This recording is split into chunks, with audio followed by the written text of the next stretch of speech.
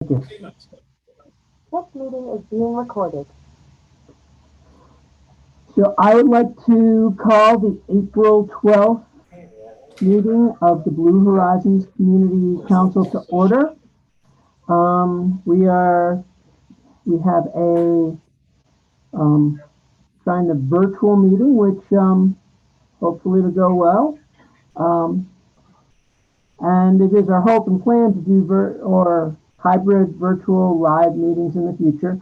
I had planned to be there, but unfortunately I spent 2 hours and 4 hours and an additional 2 hours in the car with somebody who has COVID. And even though my test was negative, that was only 3 days ago. So I decided not to come to the meeting in person. But welcome to everybody.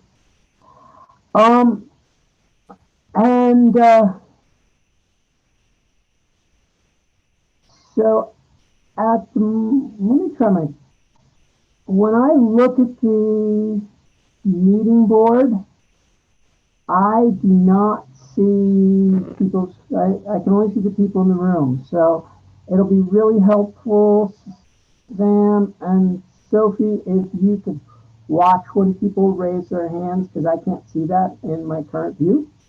And I don't think I have any other viewing options at this moment. At least I haven't found that yet. Let's start with having all those people who are the voting members of the community council. I'd like you to quickly share a now then sort of event. And you get to choose the now, and you get to choose the then. But I mean, I've got some examples just to give you some extra time to think. Like, my first concert was John Denver. My most recent concert, which was right before COVID started, was Rhiannon Giddens. Or my first national park was the Sleeping Bear National Lakeshore in northern Michigan. My most recent national park was the Great Smoky Mountain Park, and that was on Wednesday. And of course, my favorite food in the past was fried chicken, and it's still fried chicken. So I'll just use the display I have. So let's see. Dave, could you share a now then sort of event? Specifically, Dave Erb.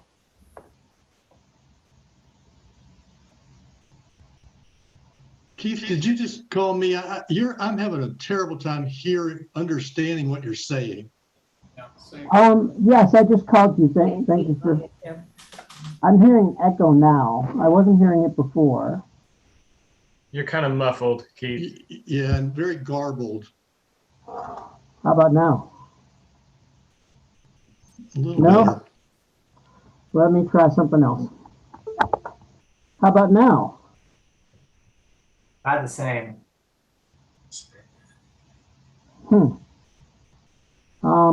Yeah, I just turned off my external mic, but usually I use the external mic, and it's better. Well, Dave Erb, basically Keith was inviting you and other members of the BHPCC to give a brief introduction and then here before now and then. So like a concert, etc. Yeah, I'm Dave Erb. I'm an automotive engineer. And on that theme, my first car was a Triumph TR4A, and my most recent car is a Chevy Spark electric vehicle. Michelle?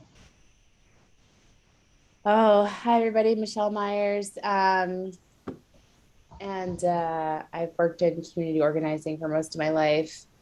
I guess I'll just go with the concert. My first concert was kind of ridiculous. It was Britney Spears opening for TLC, who opened for like Destiny's Child, who opened for Boyz II Men, which I was like pretty young, and it was at a fairgrounds.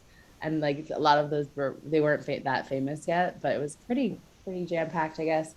And my most recent concert was River Wireless over by the Hatch. They had an outdoor show last summer, and it was really lovely. Alright. So to the people in the room, Phelps, a now then an event. Hey everybody, can you hear me? Yeah.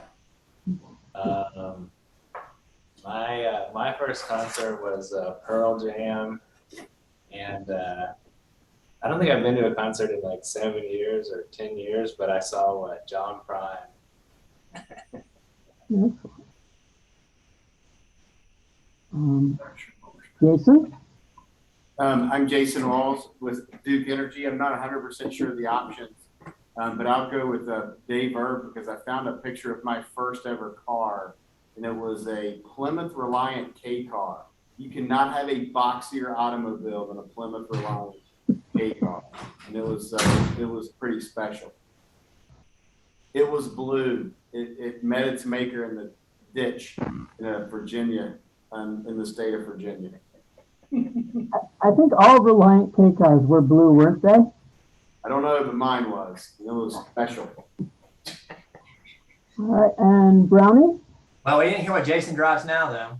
Oh yeah, that's right. Jason, what you drive now? Well, it depends on the day. Today it's a Subaru Outback. It's the car of Asheville. Yeah. Yes. Sure. Brownie. So now then for you, Brownie.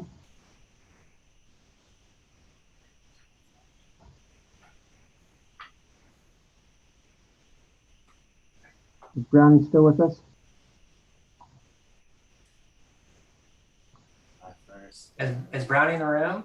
It would be fun to like. No, Brownie was on the phone earlier, but he might have dropped off. Yeah, Brownie's not. I don't see Brownie on the phone. All right. Well, is that all of the voting members that are here, or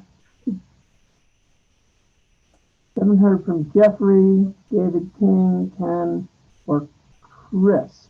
I can't see if they're in the room, of course. And I don't see them on the virtual call. There's one phone number I don't recognize.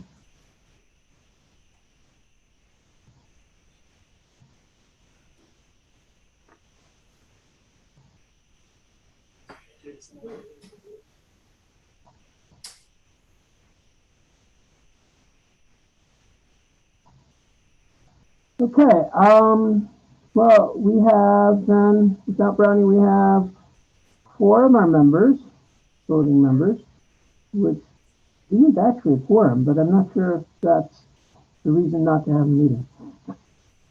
So let's go forward with our agenda.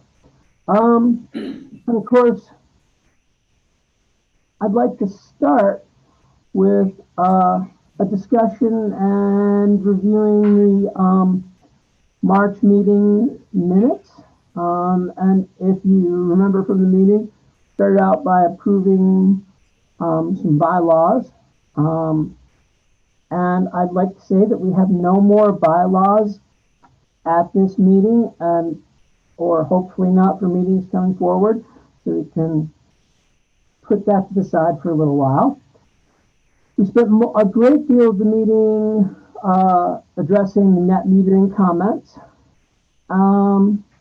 We decided to try to move forward into hybrid and in-person meetings, and then we had analysis of the subcommittee progress on the different activities. Is there any discussion of the March 8th meetings minutes? Keith, are we going to talk about the March 22nd meeting separately? Yes, we're going to talk about that. And if you want to, we can talk about it now, because we are going to try to combine it into the meetings. So we can certainly discuss it now also.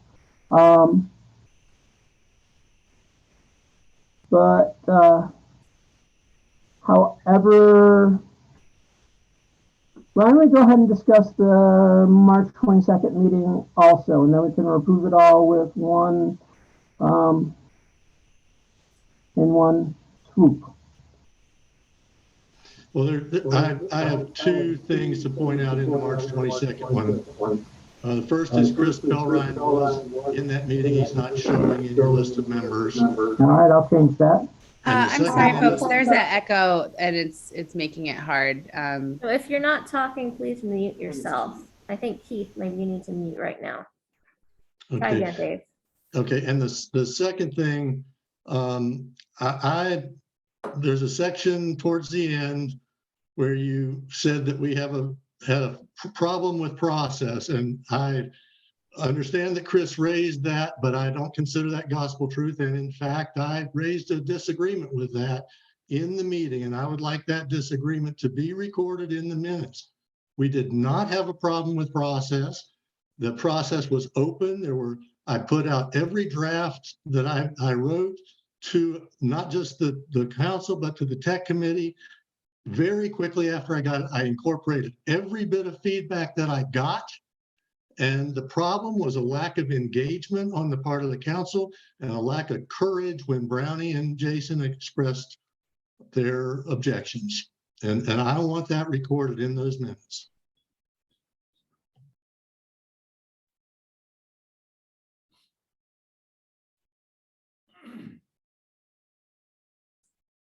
Can you specify where in the minutes it says that? I'm going to try to make a change for that. It's a numbered section near the end. I don't have them in front of me.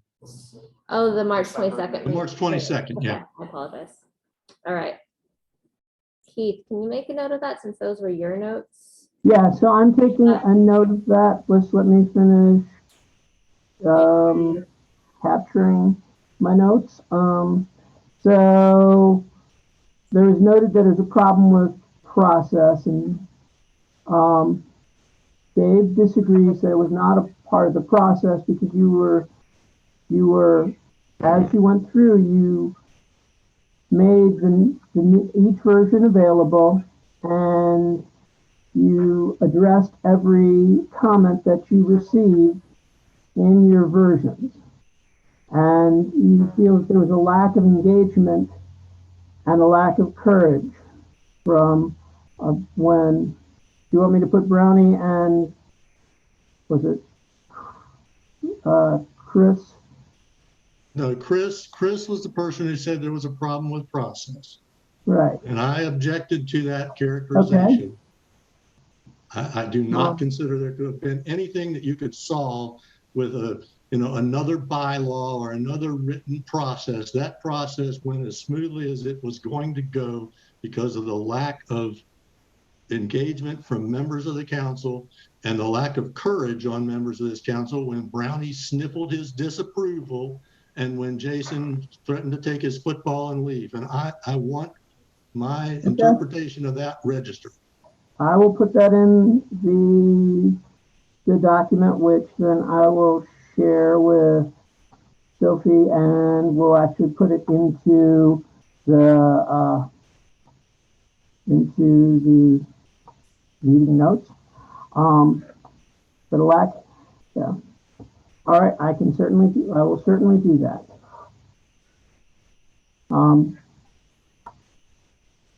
Any other? Keith, for those that weren't there at that meeting, will you just provide a brief summary of essentially, what happened at the meeting and the decision that was reached? Sure. So at the meeting, which I apologize for not recording and taking notes and getting them out to y'all immediately. So we started by having a discussion about the net metering letter, which we were addressing as to whether or not to send the utility commission to protest or disagree with the net metering proposal set forth. And we started with a general discussion about, so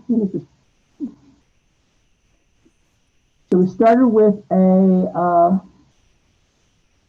general discussion of the purpose and process and that we were going to be trying to make a decision on whether or not to send a letter. And in summary, we chose not to send a letter with using the what do we call it? Using the modified consensus process, where people would rank their support or disagreement with the action. And there was one person who voted to approve the letter, one person who had a 2, which meant that they supported the letter, but they still had some reservations, and then 4 people who chose not to send the letter, or 5 people who chose not to send the letter, with a 4 on that process. So the discussion is talking about, we started talking about the issues and looking at mostly the viability of rooftop solar, trying to figure out how we could comment, and are requesting to ask the Utilities Commission to collect more data before making a decision, especially since they had more time to make a decision. And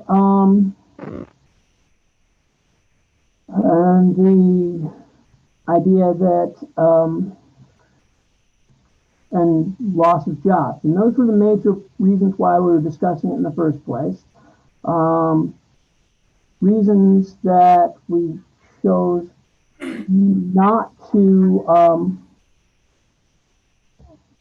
go forward with the letters. One was the Blue Horizons project had identified electrification and energy efficiency to be successful to our 100% by 42 goal. And we need to create stronger partnerships, and we need to maintain and strengthen our partnership with Duke Energy. Second major reason that we didn't vote to approve the letter was that the mission goal of the Blue Horizons project are really centered around communication and outreach, and integrating and communicating with the community, and that we're not set up as an advocacy organization. And this is definitely was moving into that advocacy area, which is something we might want to do in the future, but right now it's not a part of our mission. And there's a comment which Dave already mentioned, that that there was a little bit of a there was a complaint that we didn't really have a good process, and it wasn't really engaging. I will add those comments that you made, Dave, because I do agree that you put your letter out and your recommendations, you consolidated all of the different components and ideas people put in them. There was a lack of engagement, which I would actually go back to say that is part of the problem, that we didn't engage in this process. So if we're involved in this again, we really have to be better to engage. And I think that's good, Keith. I think that's good. I see Michelle's hand is raised. Michelle, go ahead. Hi, yeah, thanks everyone. I just wanted to say that, I was tasked with chairing kind of a subcommittee to work on Dave's draft with Phelps, and Dave was very responsive to edits and had actually come to that meeting with edits from our first all-person meeting. I just want to really call for transparency and open communication between members of the commission. We had 4 meetings on this. We could have decided that this wasn't part of our mission at the first meeting. We didn't need to have 3 subsequent meetings to then decide that we just really aren't a body that should be taking these positions anyway.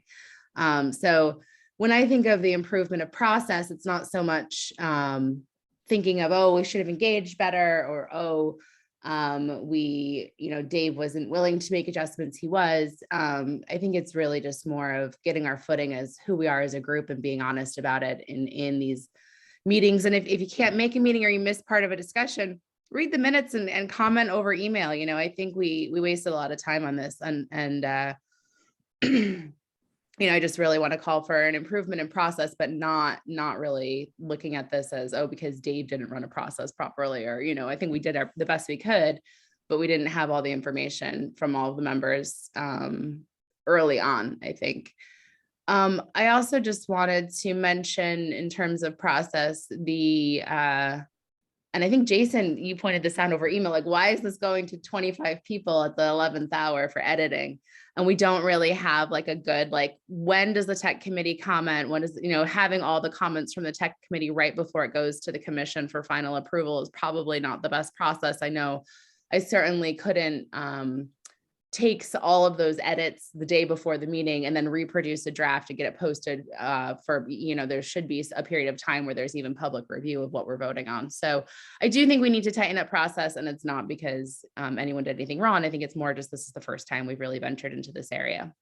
And we should probably talk about that at some point, maybe not today. I'm not sure.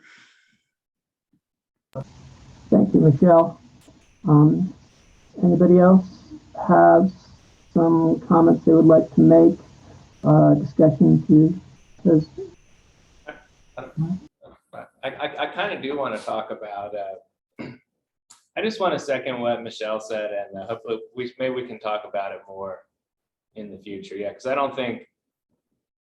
I think when you look at the issue of process, it wasn't after the letter was submitted, and we should have all had the courage to kind of realize if we didn't think we were going in the right direction to say something earlier, but also like,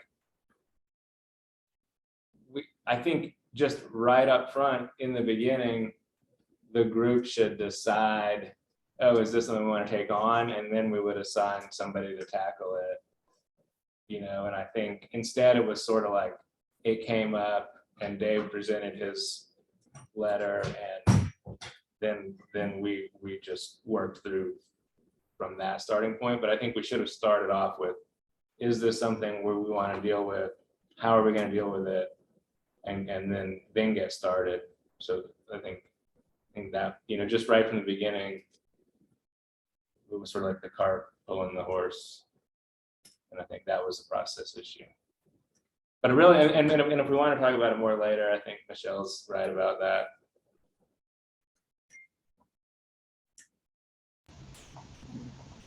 Jason, is your hand up? Yeah, I want to kind of piggyback on what Phelps just said. We presented an idea, in my interpretation, we presented an idea that came out of the tech committee. I was tasked with writing a letter to express our views. That process was followed, and to get to an end and basically say, oh, we don't want to do this, which I view as, basically, well, what I said, lack of engagement, a lack of courage. And, that wasted a ton of my time. And I kind of resent it.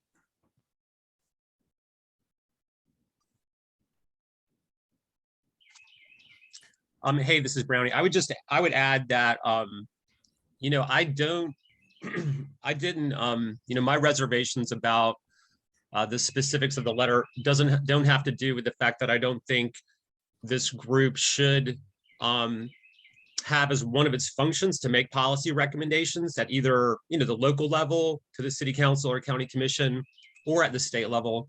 I think that that has, always been one of the functions I've seen this group potentially having.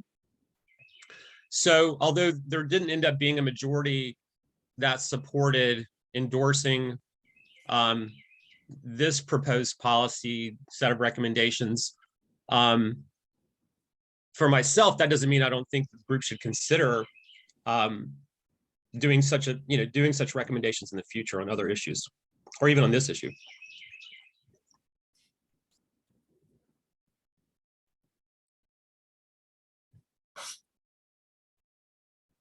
All right. Any other hands that are up at the moment?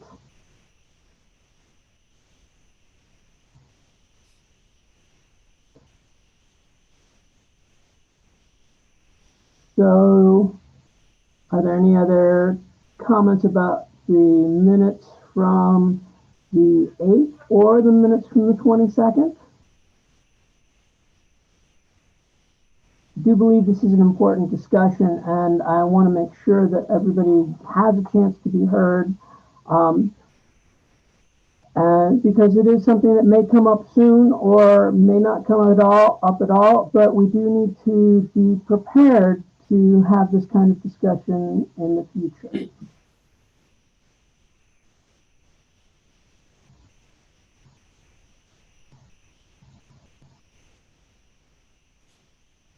I will go ahead and make sure that I add all these notes into the document that I wrote and give you all a chance to approve it. I think at the moment, maybe we should hold off on approving the minutes of the March 22nd meeting until I get to add these into the memo that I wrote that I know that some of you didn't see. Everybody on the council should have seen it. With that said, let's put into the minutes that we're going to table that until later. But we do need to approve the March 8th minutes. Do you have a motion to approve those minutes? Motion to approve the March 8th minutes. I'll second.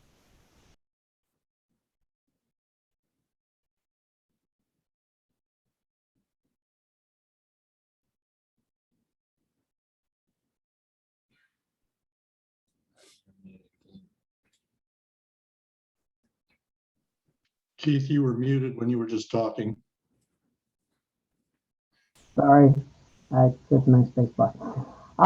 So we have Michelle, she motioned, Dave seconded it, and I'd like everybody to just vote in the chat. That way we can see it to approve or disapprove the minutes. Or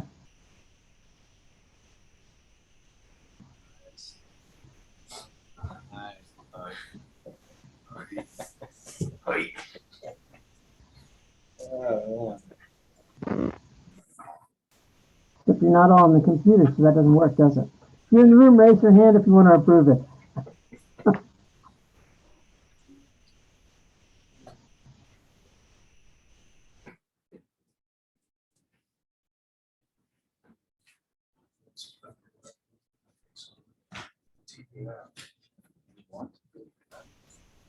All right, so you're on to new business. And the first part is the Blue Horizon Project Community Just a Council. sec. It looks like Judy and Rick have a public comment. Oh, great. Judy and Rick. Just taking the result of that exercise that happened and created some frustration. We just wanted to, in the process, we observed in the Utilities Commission an individual filing to be a intervener in the process, and how they did it. It was a little unclear to us. We would have done it ourselves, but this isn't exactly our topic. It was a little unclear to us, so now we've observed somebody do it, and it's pretty easy, actually very easy, just emails and a couple of sheets of paper. And so we in the future will be intervening on some topics, specifically things that of course we have expertise in, and we will share that methodology with everyone, as we said in the tech committee before, so that maybe the result from this can be that we each, whoever has something to say, can actually intervene. And the benefit of that is that it becomes a public comment on the public site for everyone to read. And so it's a big voice opportunity if you want to actually say something and affect Utilities Commission policy. I'd just like to clarify that comment. Are you talking about like formally intervening or just making a public comment? Because there's a distinction there. There is a distinction. We made a public comment, and those do not get published. So they're just kind of a backroom deal. Yes, they do. Yes, Look they at do. her. Yes, they do. They definitely do get published on the docket. Maybe in a grouping, They're but all in the docket. they definitely are. Well, we didn't see our comment published. Maybe it is now. So in that case, one way or the other, our point was that we believe that we collectively have a lot of input to give. And because there's a lot of consideration going on here, we're like making a real serious effort to understand how the governments and the people and the utilities all come together to win this thing. And that's a serious effort, I think, on our part, more than most people. And I think our voice needs to be heard. So I'm hoping it was publicly done. If not, intervening is an available path to us going forward, just so you know.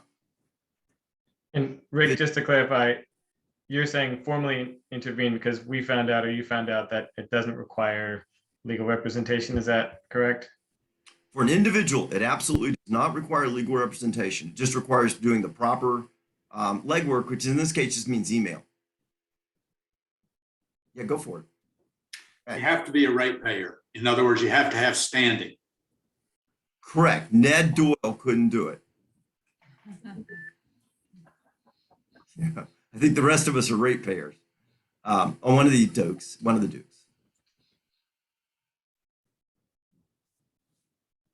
My point was just for us to all be empowered. That's all. You know, let's like take this as an exercise going forward and make sure that we amplify our voice, however and wherever it is, that we actually speak up and try to affect change going forward. And you'd be amazed how much your voice will count if you publish things up there. You know, you'd be amazed. I mean, we've gotten published for some crazy reason in like one of the DC papers before on a public comment. So people do notice that stuff. It's worth it.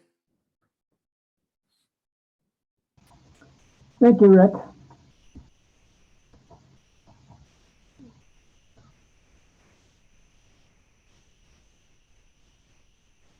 All right, so the next thing on new business is the Blue Horizons Project Community Council Strategic Plan.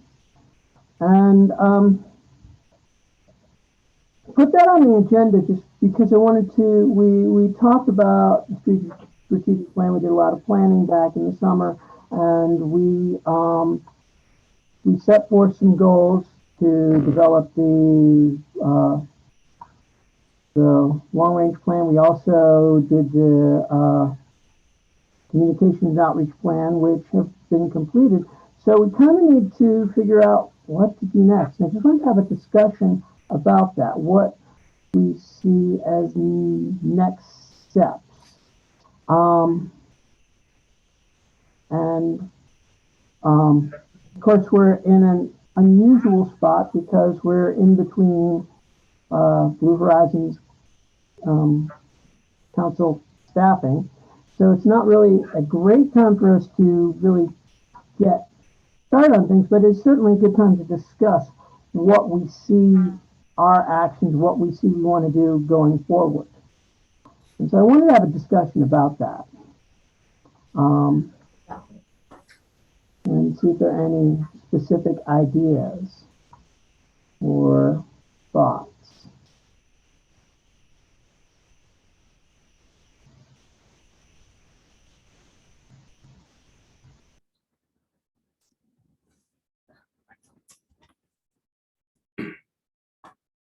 It's a little bit hard to hear you for us, Keith. Yeah, we really can't hear anything you're saying, Keith. But I like where you're going with this, though. I mean, I think this is a long process, and I think the strategic plan is really critical. And I mean, for my money, we've come a long way with it. You know, the model that Brad built is pretty cool. I mean, it's pretty clear the path that we believe we should follow. And I mean, I guess we should think about it a little bit more. But we basically have this concept of electrification, and then there's what are our three pillars. I mean, I think but I think that's critical. I do think that's critical, and I think what we have is great. Some of the discussion that I've heard around like other possibilities, and some of the stuff that Dave brought us about, the idea of not being too pure, and these other communities are using these renewable energy credits, and thoughts around that, I think could be reconsidered. But I mean, like, I think we have a pretty good model and a pretty clear strategic plan. And I think, yeah, I'd love to talk more about it, and maybe we need to focus on that a little bit more, and then start to find these pathways forward. Or maybe we do need to do the community input thing first. So, but I think you're right. I mean, I think this is where we need to start, and this is our opportunity. Even if it took us like a year and a half to get an awesome strategic plan, I think, to me, our focus is really big picture, and it's so easy to get dragged down into the weeds, and so I'm glad you put this agenda item on here.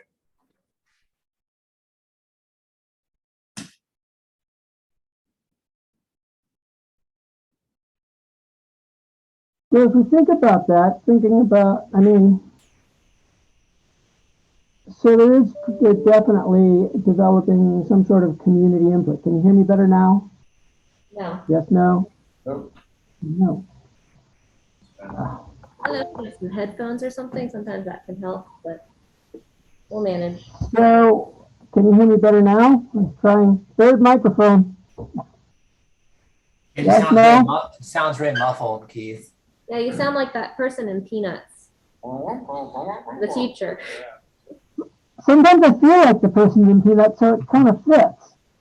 I'm really not sure what's going on with my system today. I even tried it with some other people. And let me just check one thing. So talk about this amongst yourself while I try to figure out my technical issues.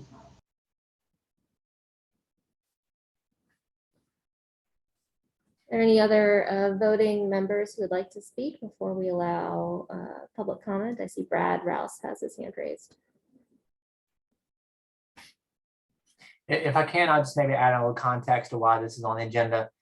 This emerged out of this process around the Utility Commission letter, and we kind of went down, a really focused path related to that. And so it was like this desire to take a step back and look at the big picture, like what are we doing, where are we going, and what are the key things we want to accomplish over the next year and a half. And then that way we have a real clear sense of this is what we're here to do. We as the BHP staff and GBA staff, we have our clear tasks and deliverables through our contracts, in terms of running programs and doing the day-to-day stuff. But, the function of this group is to help guide this whole vision for meeting these larger goals. And so how do we get there, and what's the key focus of the group for the next, year and a half?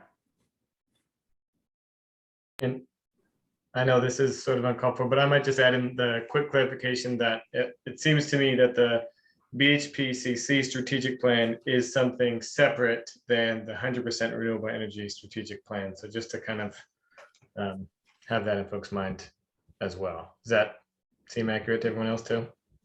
Yeah, they have to, support each other, but yeah, essentially we're talking about, and maybe it's not called a strategic plan. I don't know what it's called, but the BHPCC plan of action for the group, what's the group focused on implementing, and what are the goals, key goals, is kind of the intention of why this item is on the agenda.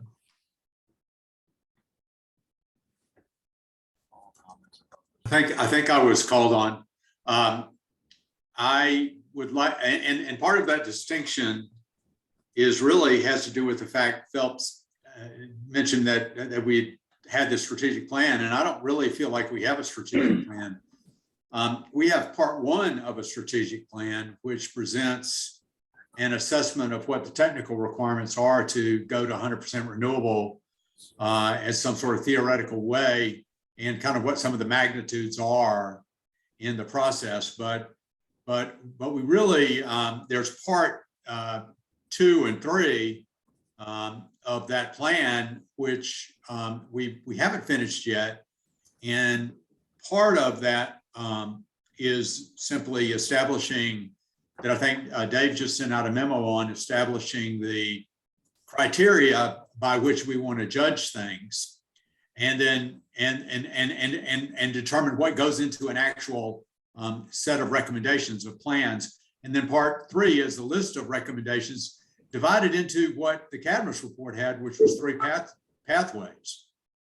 And the second pathways was, what do we do next? The first pathway was, what are we doing now? That was pathway A and the academy support. Pathway B was, what do we do next? Pathway C was, what are the state, federal, and local things that policy changes that we recommend that we need to have in order to achieve pathways A and B. And then pathway D is, if all that fails, do we buy energy credits? That was kind of, or do we look outside the area to find some other way of saying we're done? You know, so that was how CADMA structured it.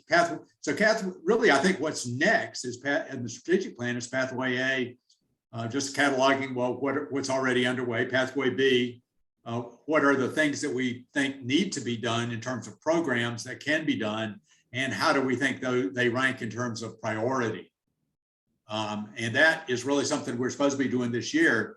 And I don't know where we want to talk about in this process, the county's comprehensive plan, because that's the thing that we met on, or we talked a lot about in this week's strategic planning committee meeting, which is the fact that the county is coming up with a comprehensive plan, which just happens to have a due date of 2043. It's a plan through 2043. Our plan to achieve the county resolution on 100% renewable energy is 2042. So somehow it seems to me that those plans need to dovetail with each other. Then we discussed a process for us to get involved in that. I think that's the next thing on the agenda too, Brad. Right. Actually.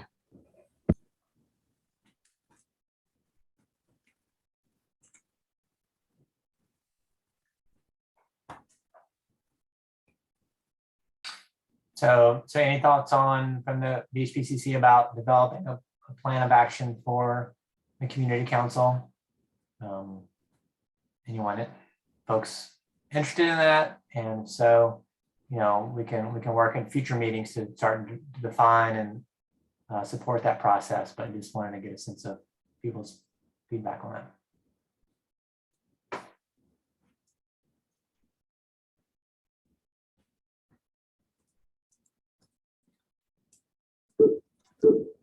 I think it's a great idea. I mean, I think we need to,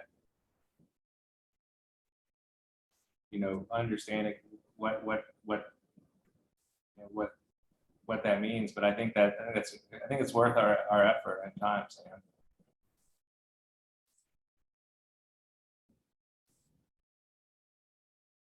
Yeah, this is Brownie. I mean, I would concur with, you know, what Brad's comments were. I mean, I think the pathways, the work that's been done to define the pathways is really good.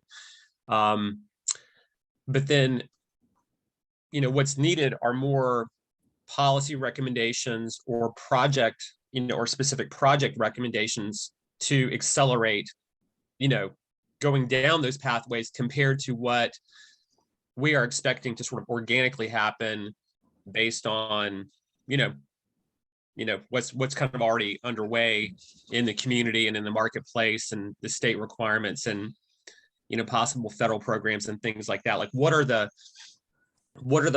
policies or projects that we could develop locally that would basically be accelerants for achieving those goals? So to me, like, that's kind of the next phase of the discussion. Or we got a good plan, but we haven't come up with a lot of specific ideas for what are the highest priority or most beneficially impactful steps that can be taken at the community level to speed them up.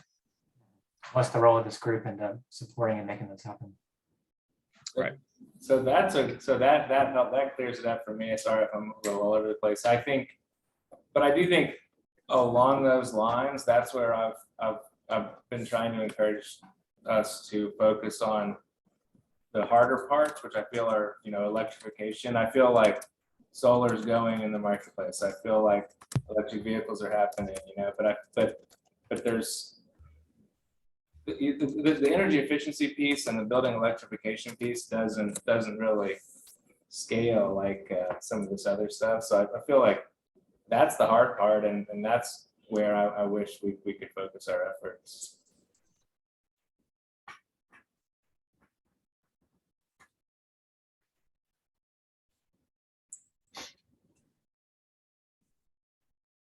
I'm not really sure the best way to, I don't have relationships that I can bring to the table here anyway, but there was such an importance placed on relationships with developers. And even when we were amending our bylaws, we were talking about whether or not there were any developers at the table, and there aren't. And I wonder if there's some sort of pilot project, something we can work on that's tangible with a local developer, that would be to build all electric or close to all electric.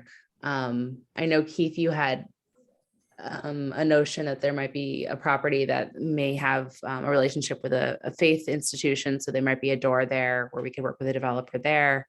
But I feel like a pilot project is always a good way when you have a huge task in front of you, narrowing it down to one successful project or a few successful projects might be something more manageable. Keith, now we can't hear you at all, unfortunately. Sorry. I just want to remind everyone too that Jeffrey Barton with Mountain Housing Opportunities, I guess technically is a developer, and I believe all of their projects are all electric and certified, Energy Star certified. That's at right. a minimum. Yeah, and I don't know, can you all hear me with my mask on? You can, yeah. Okay. Yeah, I think the development community would, as we're chunking down the strategic plan into action steps, I'm happy to participate in any outreach I can do to the development community to share what we're doing. Affordable housing is a good opportunity to kind of meet community goals more so than just market rate developers who might do the bare minimum and do what the market is telling them to do, which may mean gas and not all electric. So yeah, we're really proud of what we're doing, and I'd love to help expand that to the for-profit development community. At our collaboration with the Housing Authority Maple Crest Apartments, we're installing 174 kilowatts of solar. Phelps is helping us with that, and it's almost ready to be energized. So solar can happen on multifamily. All electric certainly can happen in multifamily. But I think one thing I've been unclear about is whether multifamily is the biggest bang for our buck, or if we need to be going after commercial industrial utilizers. I'm not the subject matter expert to say, where is the most fossil fuel use in new facilities that we can intervene in.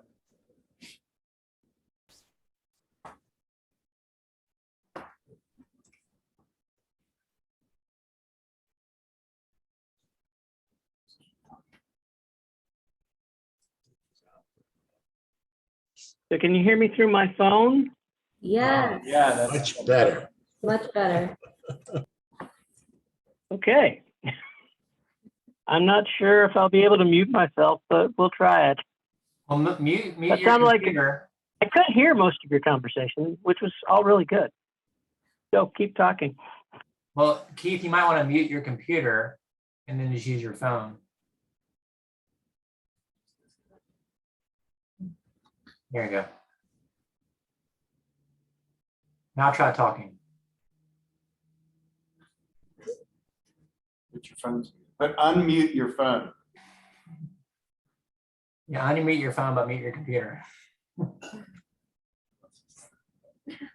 Oh, the joys of hybrid meetings. Everyone having fun? Yes, it's smiling. Well, Keith, sorry, maybe you should just unmute yourself. However, you were doing it before. It seemed like it worked. Okay. yeah. All right, you should be able to hear me. Yes. You can. Yes, no? That's great. All right, I'm not going to touch anything. Okay. Sorry about that. So one of the things that I got out of that conversation is that we really should start possibly, if it's possible, looking about how we as the Blue Horizons project, especially our technical committee, can start engaging with projects that are happening and just look for those sorts of pilots. So we can that seems like a specific thing we could work towards. Another thing is actually collecting information or developing pieces of information that we can share about the successes and reasons why to do this. But we really need to start talking to people about it. And more specifically in the language of the developers. There is something which I've been trying to work out. There's a project that's going to happen in downtown that I just happen to know about. Not really in the loop on it, but it's going to be a large project in downtown. And because of the nature of the project, the landowner can have a lot of say in how it's developed. And I'm going to reach out to them to see if they're interested in working with Blue Horizons project on this. But it's going to be many buildings and in downtown. That's one of the things. The other thing which both Brad and David mentioned is the county comprehensive plan with a very similar goal. And I want to have an associated discussion because this is something that I see as a pretty big potential opportunity if we can start communicating with the planning department about how to integrate energy in their plan. And since I had this idea, I did some research and looked at, what goes into a typical community plan. And I found one, I'm going to put a link into the chat. This is just some pretty generic information that I found. But in this community plan, it talked about, defining your goals and objectives, implementation strategies, and land use in different areas, in demographics, economics, housing, transportation, public facilities, environmental, and land use. The concern that I have as they make this plan, and I think most of you might agree, is that energy isn't mentioned in any of those specifically. It's a part of most of them. And it can really have, if you've got a goal of making the 100% by 42 goal, it needs to be incorporated into all those.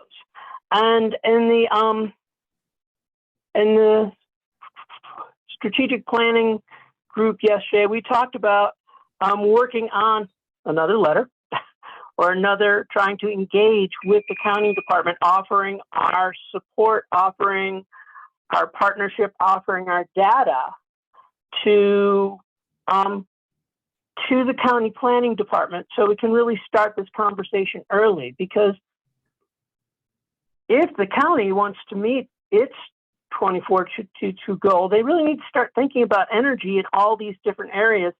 And in my not very humble opinion, the normal strategic plan process or long range plan process that planners go through doesn't really think about energy. And as in the meeting, I said in the meeting as a joke mostly, but we probably all, between the people in this room and on this call, know 80% of the people who talked about where our energy came from when we filled out our survey for the county plan. So that, to me, seems like something we could do now to start to help us move in that goal. And Dave and Brad have agreed, been assigned to take a first stab at a letter, but and working with the Buncombe County on this. Of course, before we have them do that, we need to decide whether that's something we want to do. Going back to what we talked about earlier, that we need to be sure that this is something we want to do before Brad and Dave start spending time and energy on this. So can we talk about that a little?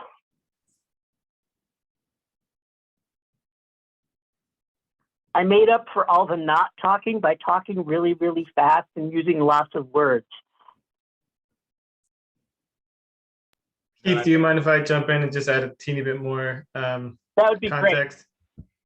So just to add in here, and Brownie, I'm glad you're here because please jump in and correct me if I'm saying anything incorrect. But the short of it is that it sounds like via a conversation that Brownie and Brad had, that Brownie was kind of asking us or this group, BHPCC, really to come up with a letter that he could bring to the Buncombe County Planning Department and use that as sort of like a written letter with some compelling arguments and some good, documentation saying why we think that incorporating the information and the data that we've collected and received would be helpful. Not to mention, given all the other kind of overlapping pieces of the comprehensive plan and the strategic plan of 100% renewable energy by 2042. So kind of just looking at we're basically looking at the same time frame, 2042, 2043.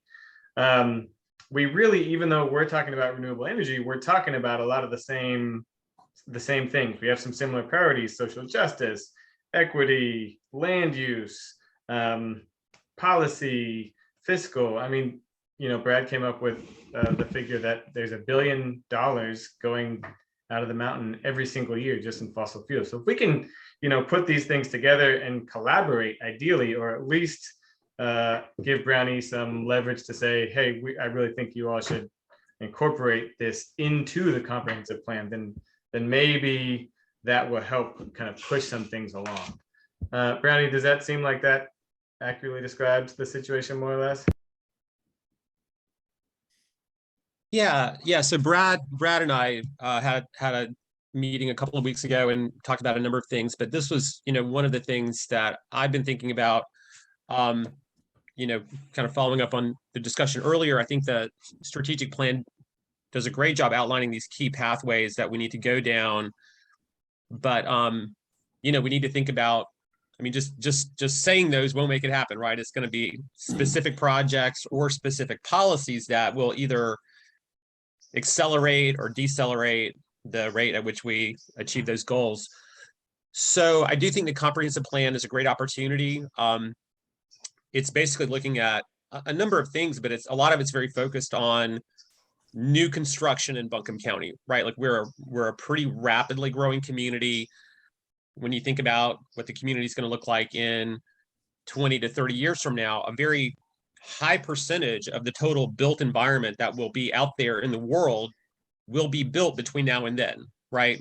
Maybe not the majority, but like a significant percentage of it will be new construction. And so, it's much easier and much less costly to get this new construction done, the best way at the time it's designed and built, rather than retrofitting it later. There'll be lots of retrofit opportunities, and there'll be, retrofitting the existing portfolio of homes and buildings and schools and all those things will be really important.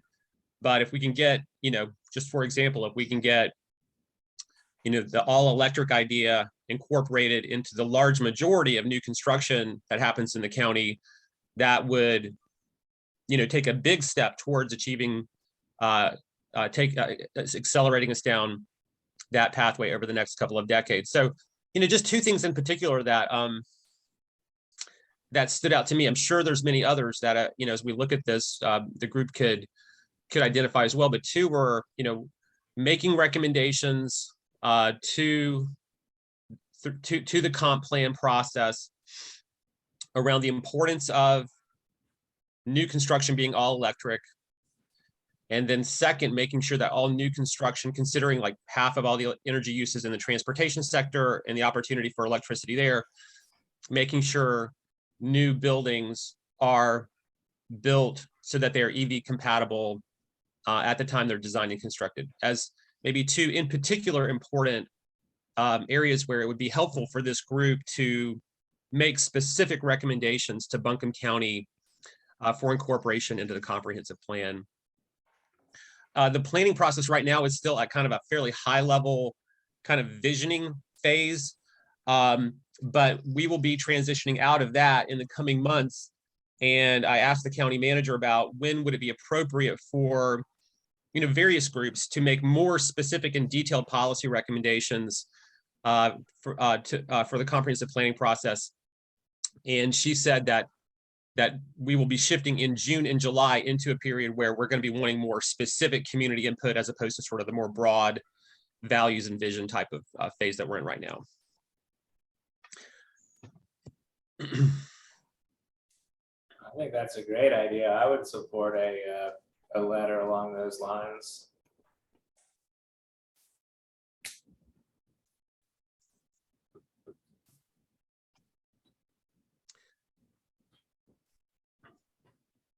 Yeah, and so I would too, but I am kind of curious. There, multiple people have mentioned data. What data are we referring to that we have or would share and stuff like that? Like, who owns this data and what's it data of or for? I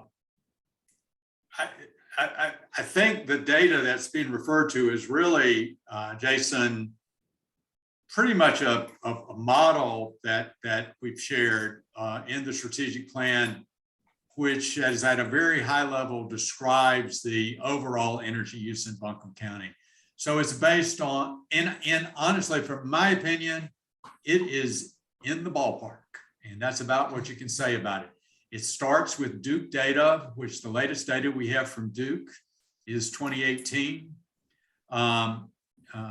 The latest data we have from Dominion Energy, or the latest consistent data that we have from Duke and Dominion is 2018.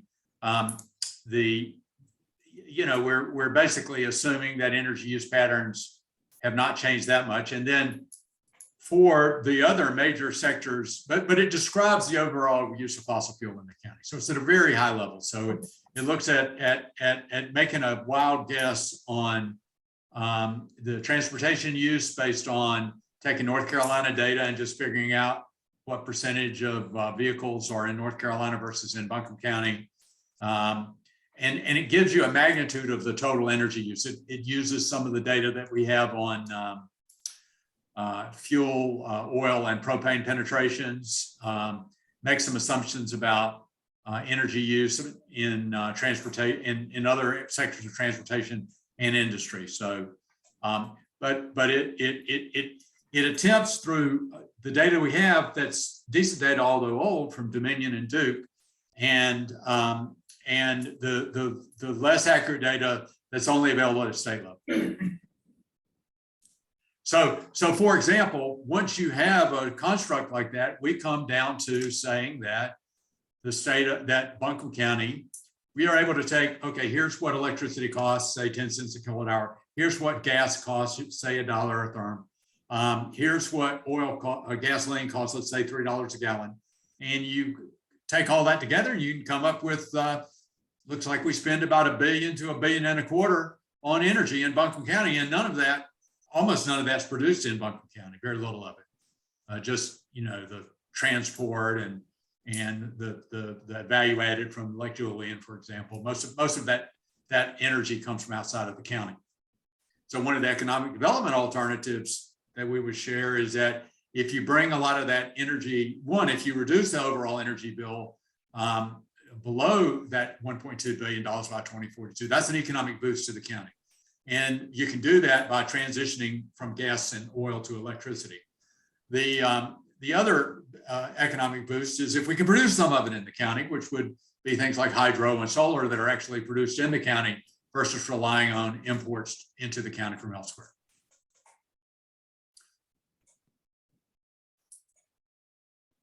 So we can always, I can tell you, there are a lot of ways to say that data is inadequate and should be improved and could be improved. And, but I think it's in the ballpark. It's what I believe is, and I'm would always look for ways to improve. Does that answer your question, Jason? Yeah, it was the word data was being used multiple times. I was more curious, like if there was something out. I knew about that data. I didn't know if there was some other study that was out there, information that we're talking about.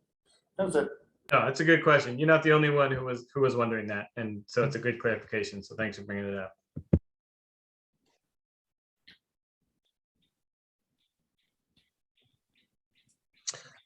Hey, I'll just add a couple other comments on this too. I mean, part of what I would, if this was something that Blue Horizons wanted to work on or have some people work on and bring back, I would envision it as sort of this level of, just sending a letter in saying, electrification of everything is really good. I mean, first of all, that, just kind of educating the people working on the comp plan process about these issues, will be valuable so they can be thinking about it. They can be thinking about ideas. But I also think that there could be value in terms of kind of digging into and thinking about like what are, in a land use context, like what are some of the different policies that would, again, kind of help accelerate or make more universal the adoption of these kind of design approaches in new construction, new homes, new buildings. As a general rule, like the county can't mandate most of these things in new construction, right? Like we have state building codes, and counties and cities really aren't allowed to mandate that developers construct new projects at a standard that's more aggressive than the state building code, which is too bad, because if we could just say, hey, going forward, everything's going to be electric, like that would be great. But we can't do that. But cities and counties can incentivize different building practices that go above and beyond the building code. And if you incentivize them enough, the idea is that hopefully, while it's not technically universal, we get it, as close to that as possible. So I think there could be value in our group, thinking about like, what are the different incentives, and working with folks like Mountain Housing and others who are already starting to do this, but like, what would it take for other developers to be motivated to include EV charging? What would it take for them to be motivated to do all electric and other things as well? There's others as well. Like, what would it take for people to be motivated to look at, inclusion of renewables? Renewables are way less expensive when they're built into new construction instead of added later in most cases. So I think that's an area where, the Blue Horizons project could add some really valuable specific recommendations to the comp plan going forward. I'd just like to add on, I think Brownie's right on, and electrification, EV charging, those are great things that we should advocate for at a high level. Another thing that, the comp plan is focused on from a land use perspective is simply just building in Buncombe. If Buncombe can keep up with, we aren't keeping up with the demand currently, but if we can do a better job and just build more units of housing close to the employment centers, then we will start to limit some of the sprawl that is creating the emissions. And, I think that's a big key thing in the comp plan that we really need to focus on, is just accommodating the density needed to have our workforce able to live in this county instead of the neighboring counties.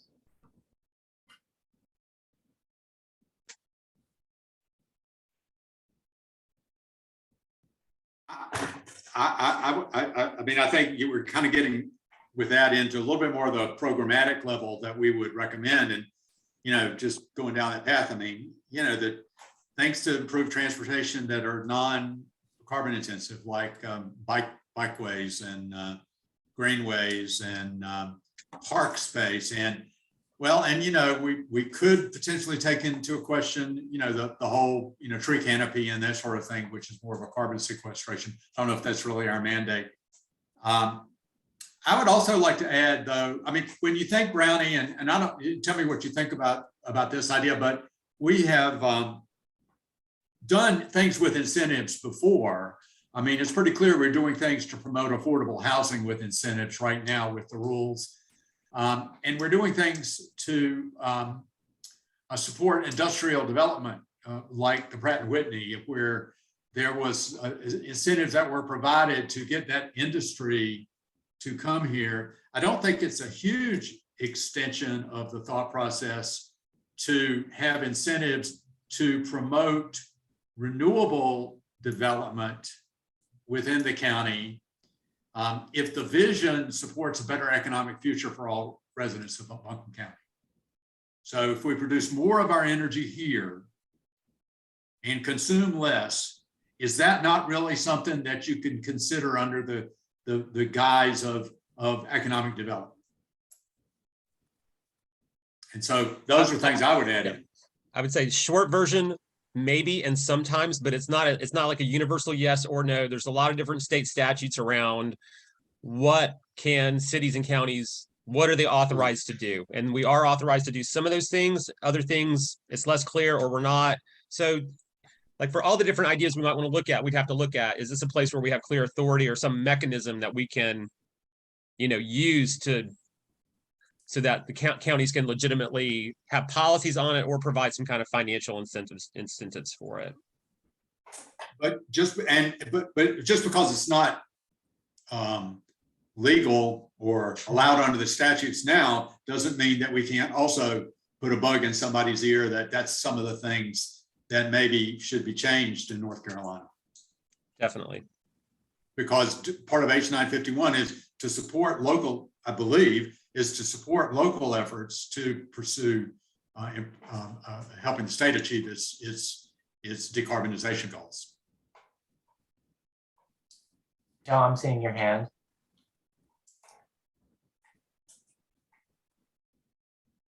Did you call me? Sorry, you blinked out. Yeah, I did. Okay, great, thanks. One thing that came up in the kind of survey Google form that we filled out, that was something that was on the table. I think it might have been within city limits, though, was like a 3% renewable energy, affordable housing, and resiliency, or a 3-cent property tax increase within city limits. And I'm not sure that'll come back, but I do wonder if there should be some sort of county tax reserve created for these kinds of projects, and also maybe to finance. And I want to ask Brownie, where is the county in terms of county buildings, county fleet? Do we need to be engaging on some of that stuff, or should we really just be thinking about the policies that are external facing for public and development? Because there's so much that could be done, with the water system, with the schools, the school buses. I mean, those school buses, those are the same buses I was riding, and those are pretty old. So, I mean, there's air quality issues there too. So I don't know. That was a big question. Brownie, Yeah, no, it's a great question. Short version is, I think the county's doing really well when it comes to looking at the public sector buildings, our own county buildings, and then those public buildings that the county has kind of a direct role in being responsible for, which is mostly like the public schools, so Asheville City Schools, Buncombe County Schools, and AB Tech Community College. And they own a lot more buildings than the county does.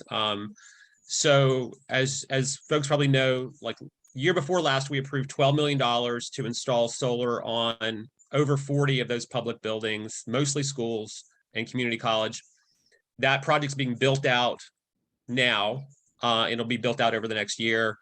MB Haynes got the contract to do that installation.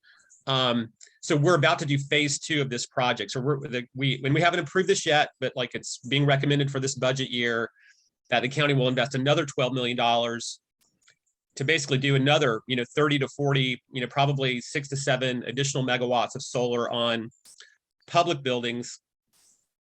There's many of them that have never been assessed before. We just didn't have time in phase 1 to look at everything. So now we're, the staff and some of the folks we have helping us are going out and looking at all the schools and county buildings and community college buildings to identify which ones are technically feasible for installations, meaning, the roof's in good condition, the design of the building is amenable, things like that. So between those two projects, the county's going to invest $24 million, into solar on public buildings, which is by far the largest that any community anywhere in North Carolina has ever done. So I feel good about the kind of the local public sector renewable process. We also have adopted some really good policies around our electric fleets. And like, if you look at the county's budget this year, it's the first year we've done a lot of hybrids and stuff. This will be the first year you start seeing a lot of electric vehicles coming into the county fleet.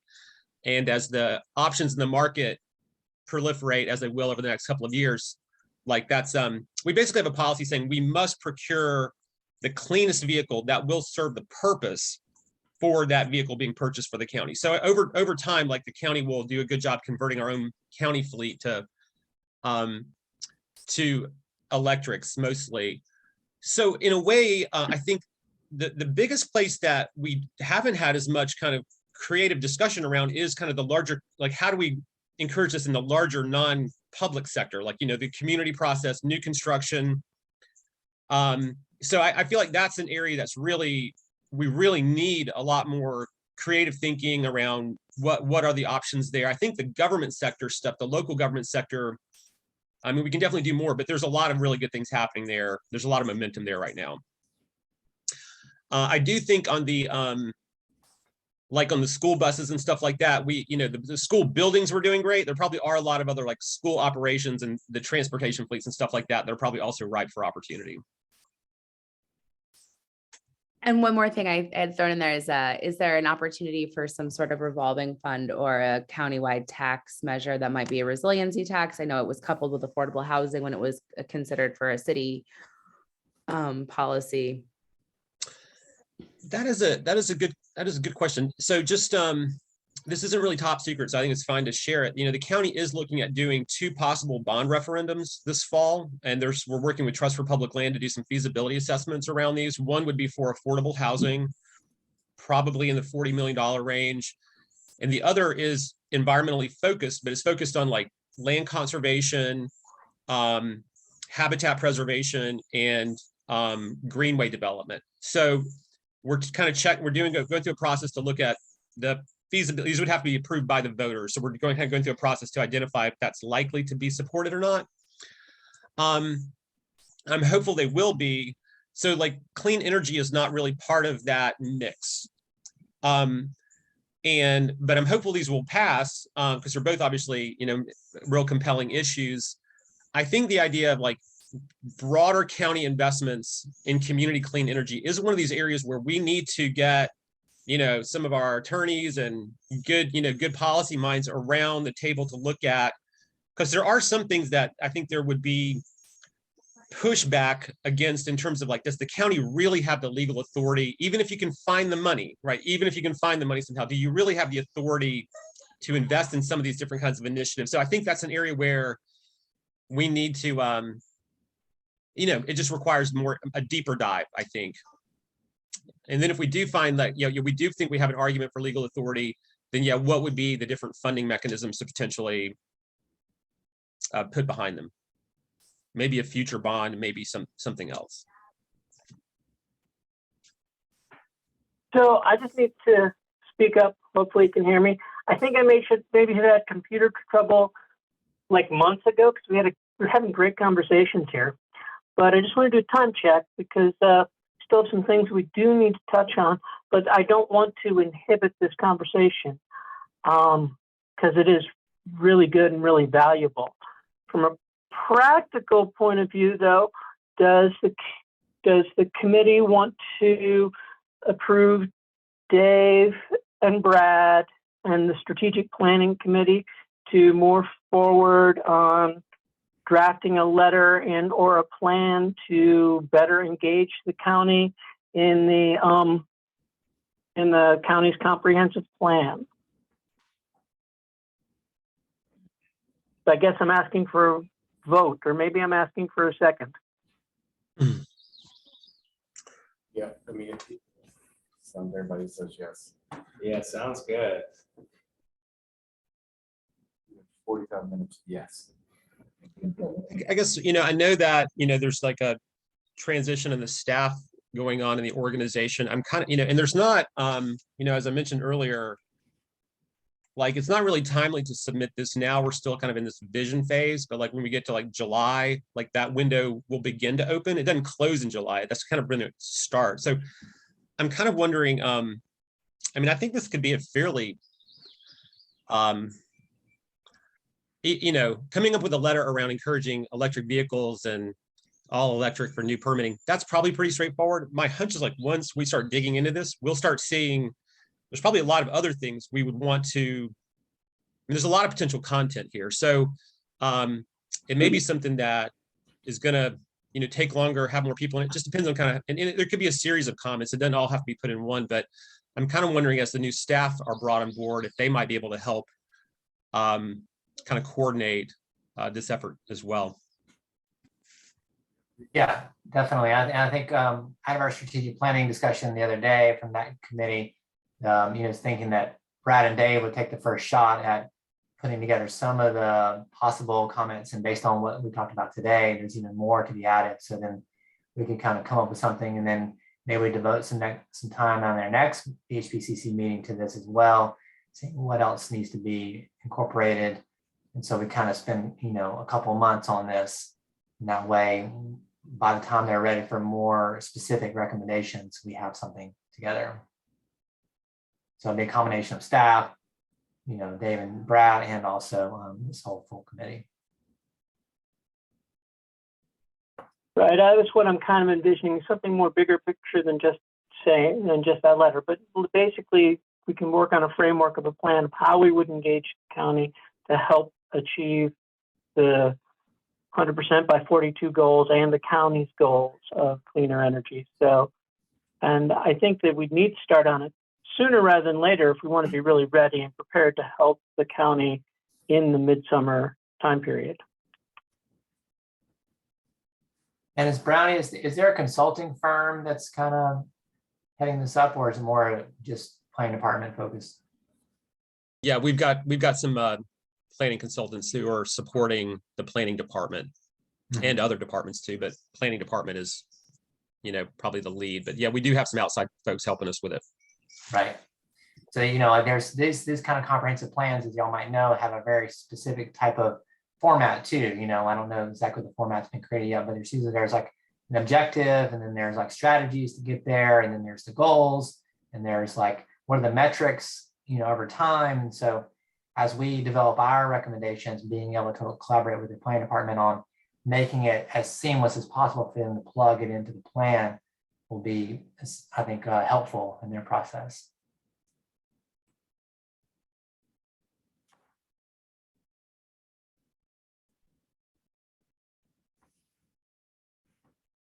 So it sounds as if, so we have, Dave, you have your hand up, I see. Dave Gordon.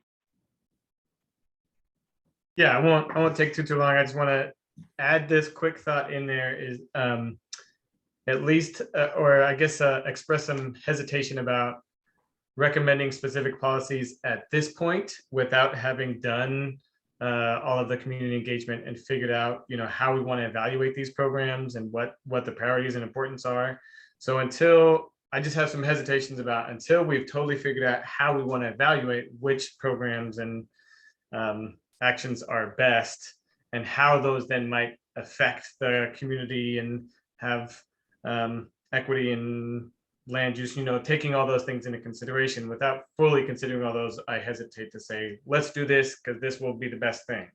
So just kind of keeping that in our minds too, just to let that thought marinate a little bit. And we do plan on doing that process this year. We don't have, we're waiting on staff to get on board before we start fully doing it, but that is in the hopper. Yeah, I just wanted to speak up. So, I'm sorry, did I say my name? So I just wanted to speak up on behalf of, yes, I did.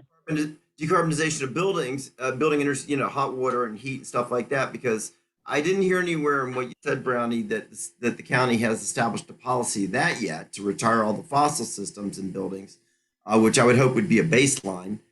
Certainly that good leadership opportunity in the county, because once the county does it, we could utilize some of those systems as demonstrations for people.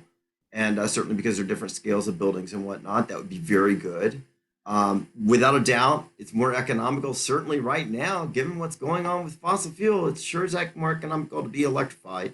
And there's a lot of variation and opportunity there to learn. And then there's still a lot of show off that we unfortunately haven't been able to do. Things like Isaac Dixon, supposedly in a net zero school that nobody even realizes is a net zero school. So I just hope that the building side of that is integrally involved.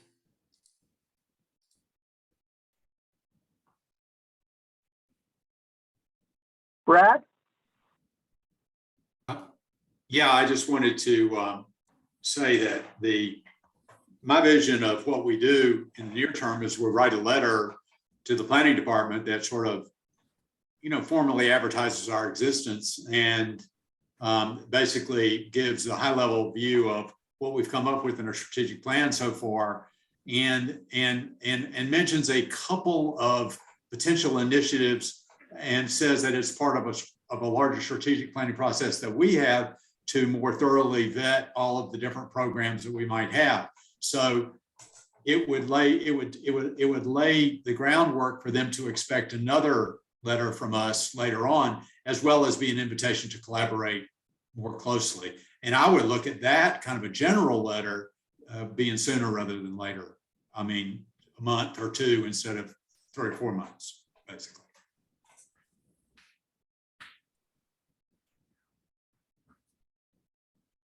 Thank you, Brad.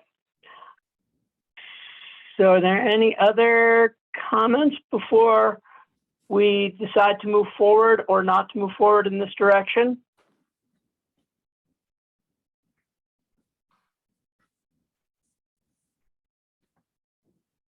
I am not seeing any comments, not hearing anything. So I guess I really like what Brad said. I think that's the next step, because what I don't want to do is miss the boat. I understand that and this, what Brad's describing would be appropriate at the high level phase that the planning committee is on right now. So I would potentially have that be the motion, and then we would get to the next, we would get to the more detailed letter in time.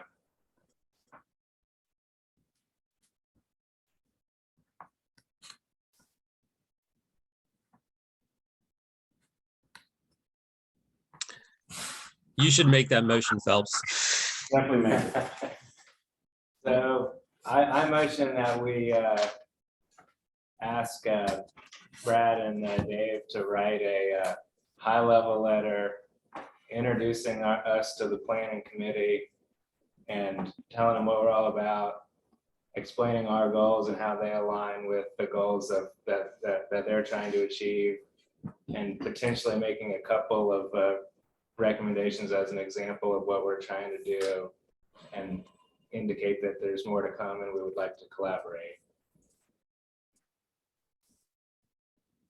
I'll second that. Sophie, did you call that? So Hannah is taking notes. Thank you very much, Hannah. Anna, did you get all that? So Phelps moved and Jason just seconded. Thank you, Hannah. Nodding. All right. Everybody who's in favor say aye. Aye. Aye. Everybody opposed say nay. So the motion passes. That was a great conversation. I'll try to talk less next time, because apparently I suppress conversations. All right, let's move on to Sam and the Greenbelt Alliance staffing update. Yeah, I'm delighted to report everyone that we've hired our 2 new Blue Horizons project staff. We've got 2 great folks joining the team. The BHP program manager that's replacing Sophie is a man named Jamie Wine. Jamie is executive director of a nonprofit called Energy Wise Alliance. He helped start this organization in 2013. It has grown to 9 staff. And essentially their focus is on doing energy education for schools. It's funded through a utility partnership. They've got 2 utility funding streams, and they've also have foundation support and private support as well. So he's experienced managing complex contracts with a lot of deliverables. And he's also got a lot of experience with community collaboration, managing staff and working on, implementing programs for a clean energy future. So he is moving here from New Orleans, where he's been for the past decade or so, and he starts on May 2nd.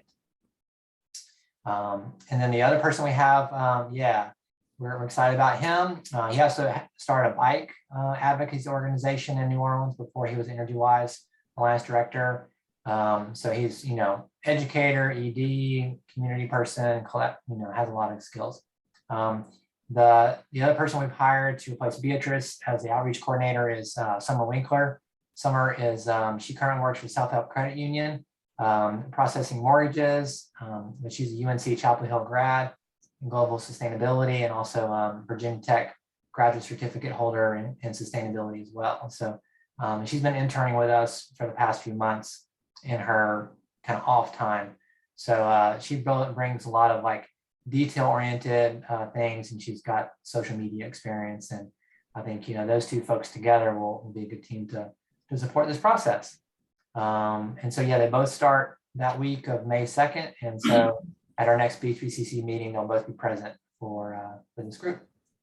So they will be here to help everybody, take it easy on them. And of course, we'll get them running on all the good things we're doing right away. Great, thank you. And we've got public comment. I know we had a lot of discussion. I didn't know if there are any uncaptured things people want to say before we go to the subcommittees and standing reports, committees reports. This is Rick. I just wanted to throw in one thing I forgot to say before, and that is that, during that Pratt & Whitney effort, we discovered that they literally just had never even thought of and never imagined the idea of putting solar on a roof. That would have been like a trivial thing to have ordered differently. They would have made money on the deal in the long run. Didn't even know about it. They also, get this, had no idea that you can combine heating and cooling into one system. So it's like, giant corporations, whatever, they're run by bureaucrats, people who don't know. We've experienced this at MIT. There's all kinds of people who just flat don't know anything about these technologies for electrification. And that's why it's so important for us to be communicating with anybody coming here about this stuff. We just got to educate them, at least. Thank you. Any other comments? Yeah, I'd like to just make a quick comment. All of what I've heard here is so good. I spent some time reviewing the Renewable Energy Strategic Plan, and hats off to the people who worked on it. It's very, very well done, and it gives us a good footprint of what we have to do. And now, from what I'm hearing, a big part of that is communicating to those that can get it done. And communication is paramount. Having done this for a small village number of years ago now, you just got to keep communicating, but you also have to reach out to the authorities that can make it happen. Unfortunately, we don't enforce, we can't require, but can we request, for instance, a plan of energy for all new developments? As Rick just pointed out, Pratt & Whitney is building such a huge structure. What a shame if they're not incorporating things like solar and geothermal or heat pumps. We have to let them know that. And our group, from what I'm hearing, has that knowledge. Bring it out to the appropriate parties of all concern, the residents of the county and all the businesses and organizations. Thank you. All right, if we can move on through the committee report. Kathy has her hand Yeah, up. Danny. I have a question. Yeah, I Yes, just wanted Steffi. to ask if anyone reaches out to like other cities, municipalities, town councils, like Black Mountain, for example. I think it's, they're trying to move towards like electrifying their fire trucks and police fleets, but some on the council seem to think it's too expensive. They just approved a resolution that if there's a comparable EV for their fire trucks and police, that they would purchase That was the first resolution I've seen them pass. But they haven't done a whole lot in moving. They don't even have a goal set. I'm just curious, like, since this is county-wide, do you communicate with city council members in cities outside of Asheville? I mean, it seems like y'all have the strategy and the expertise, but they don't seem to have the, I don't know, the budget or the committees or the manpower to know as much as y'all do. And might that be something you could share and engage them more and help them move? Brownie or anyone who might have insight to that. Is Brownie still here or no? No, you had to drop off. Oh, okay. So Steffi, it was a little bit hard to hear you. I just want to repeat what I heard. You were asking if there's been any outreach done by this group to the other municipalities within Belcombe County to consult or knowledge share. And you mentioned Black Mountain is looking at replacing their fire engines, their fire trucks, and possibly their police cars with EVs, but it hasn't moved forward because there may not be manpower or energy. Or the budget, yeah, they're saying The it's budget. too costly. At least some councilmen think it's too costly, but sounds like Asheville's done it. And I'm curious, why not share the wealth and the knowledge with other cities that are looking to do this, but obviously don't have the know-how or the. You saying Yeah. Asheville has done this? Well, I thought I heard No. Brownie say something about your transportation, moving them to electric vehicles. And so I don't know, but I just thought it would be good to share the knowledge with other cities of how they were able to do some of these things.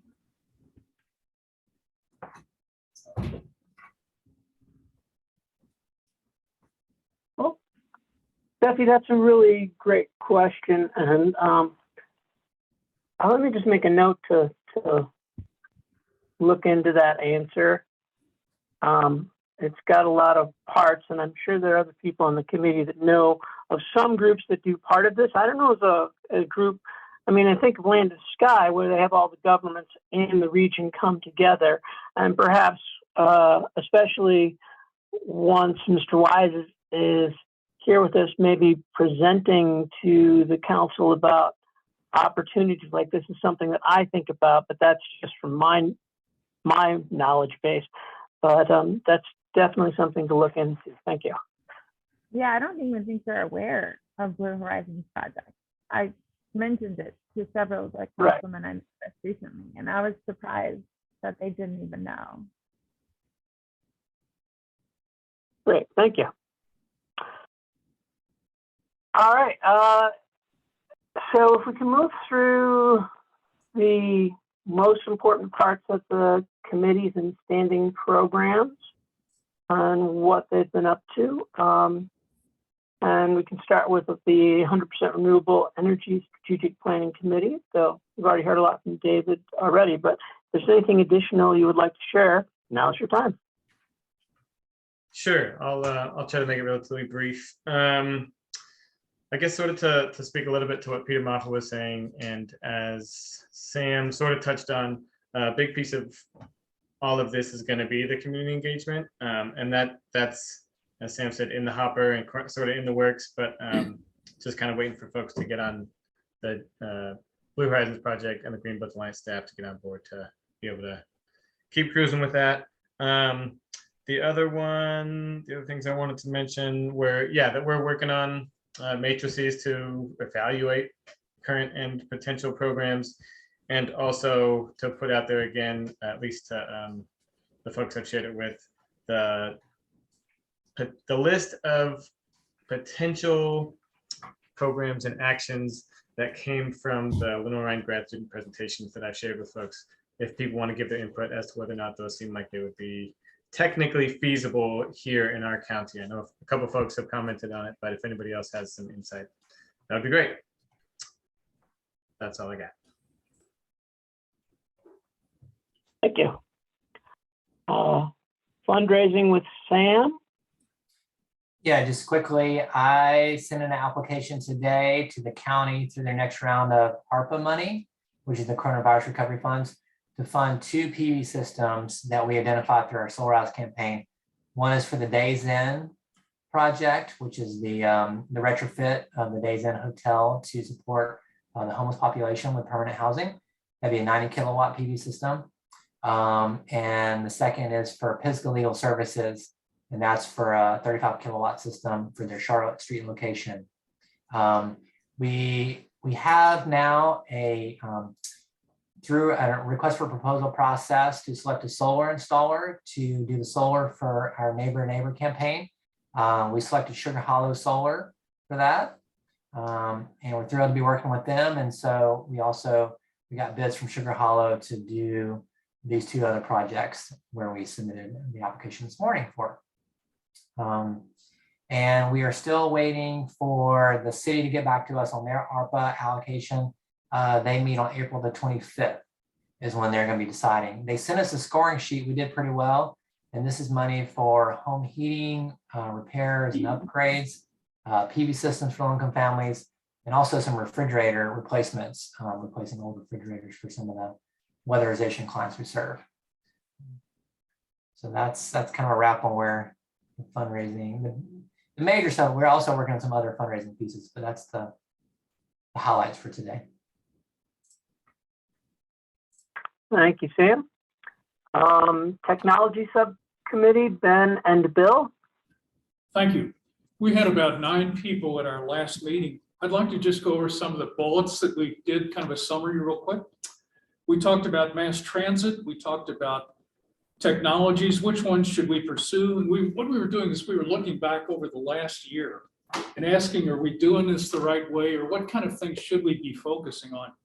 Some of the things that came up is, how do we take decisions and turn them into actions? How do you take ideas? Who do you take the ideas to? How do you get Brownian decision makers to work with us on new incentives? We talked about where should we focus some of our energies, and people said maybe on heat pumps and electric vehicles.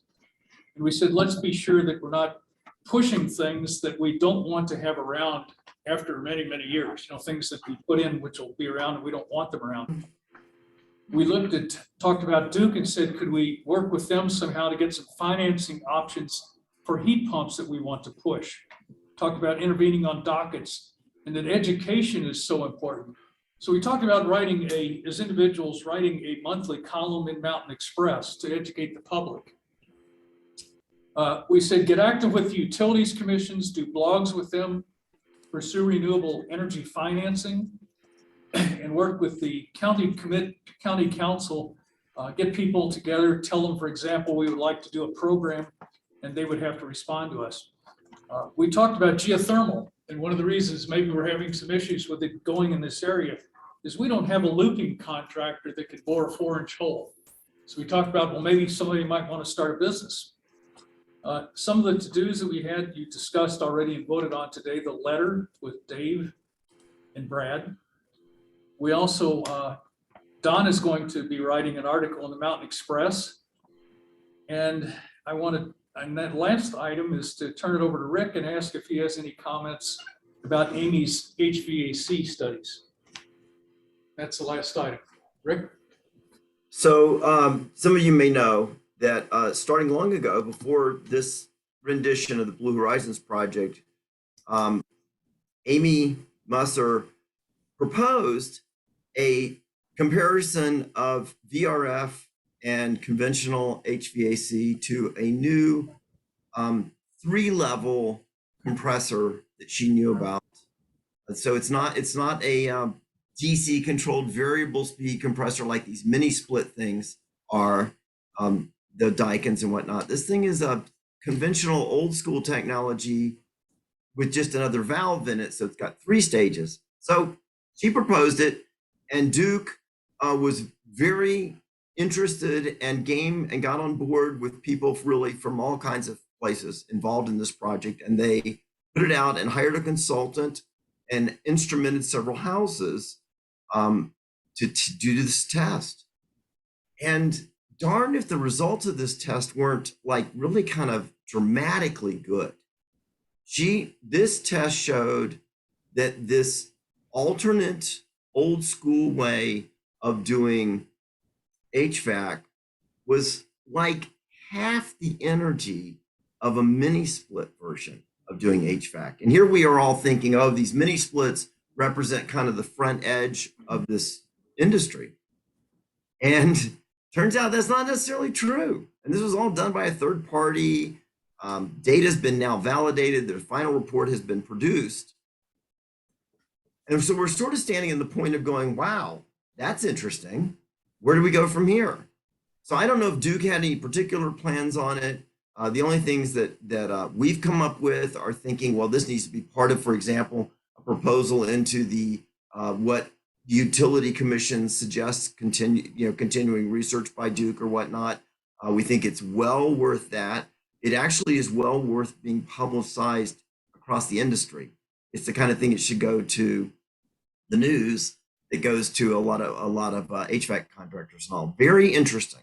And so if there's an interest in seeing a very snippet of that, like a 10-minute presentation or even just a 5-minute presentation on that at a future meeting, that would be good. It was dramatic and something that was just from left field. You just didn't expect it being that good at all. Found it in Nashville. Shows our expertise here. We've got people who know their stuff. Great, thank you. Rick, is there anything else from the technology subcommittee?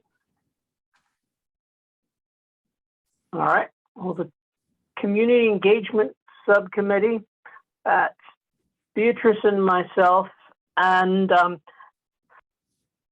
well, we didn't do much in the last month because we don't have Beatrice anymore.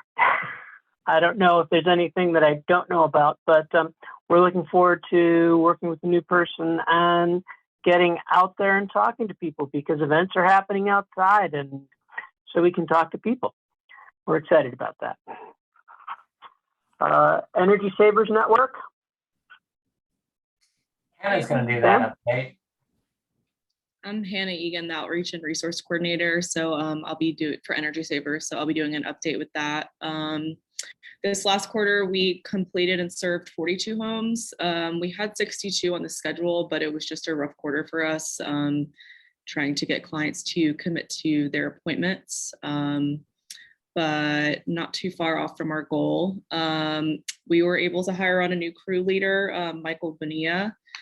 She has been training with our program manager, Kelvin, for the last month on ESN job sites. She's also volunteered with us in the past. And this week she is training to start the HACA projects. So that will start next Tuesday. We selected Sustainable Air, formerly known as Healy HVAC, as our contractor for the ARPA funding for heat pump and mini split installations and repairs. So we're excited about that, hoping to have the contract completed soon and then get started next month. The UCD crew started back up with us in February after some time off. So we're continuing to work with them. So they're helping us meet our goals. And we got some positive feedback this quarter.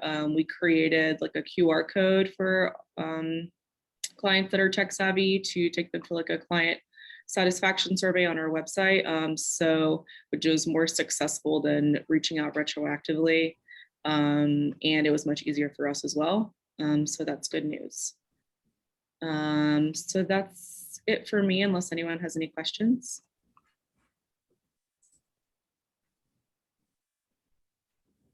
Any questions for Hannah? Okay, Solarize update with Sophie. So the update is that the final portion of the main Solarize campaign is the community project, which will be donated by the installer, Summit Solar.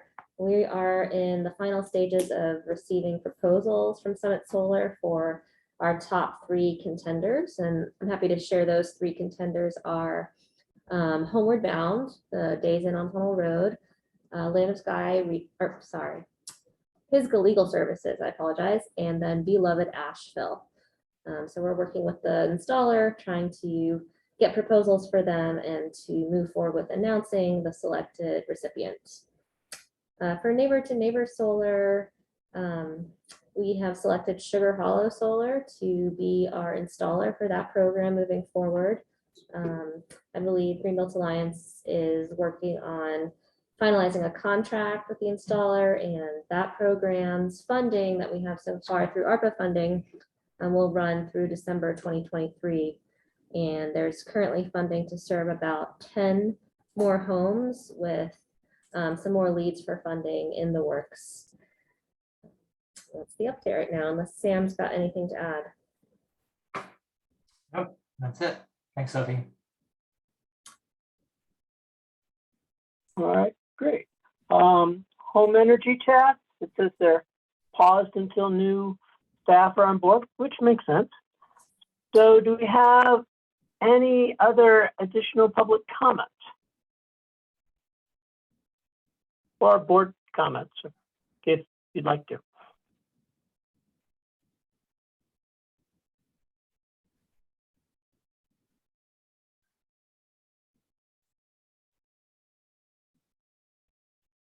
This is Rick. I just want to say what a pleasure it's been to work with Sophie.